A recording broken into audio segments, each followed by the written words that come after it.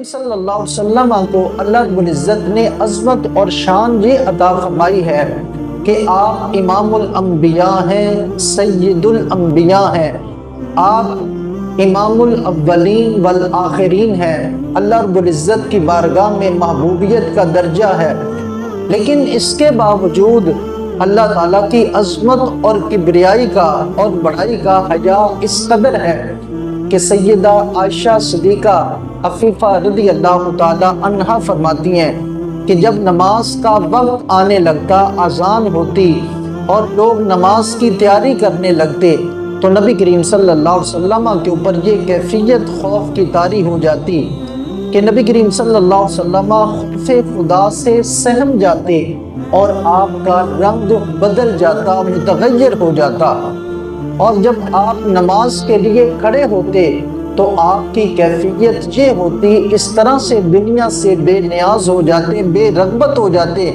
گویا کہ آپ لوگوں میں سے کسی کو جانتے ہی نہیں ہیں اور نہ کوئی آپ کو پہچانتا ہے۔ اس طرح سے بارگاہ خدا میں حاضر ہونے کے لیے اپنے آپ کو دنیا سے منقطع کر کے اللہ رب العزت کی یاد میں اپنے آپ کو مگن کر لیتے۔ اسی طرح سے رونا، خوف خدا، آنسو بہانا آنکھوں سے، گریہ زاری، یہ نبی کریم صلی اللہ علیہ وسلم کی سیرت سے ہمیں ملتا ہے۔ ایک صحابی رسول صحیح بخاری میں ہے، وہ روایت کرتے ہیں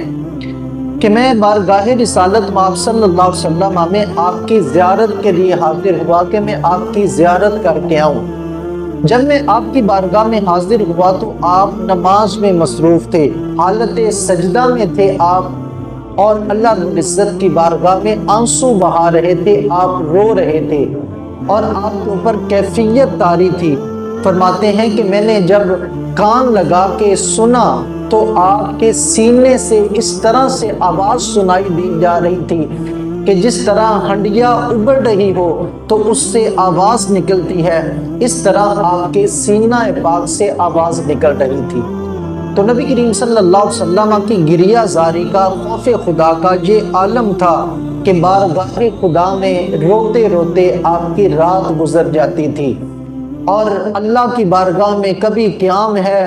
تو کبھی سجدہ ہے، تو کبھی رکوع ہے، تو کبھی گریہ زاری ہے۔ دن میں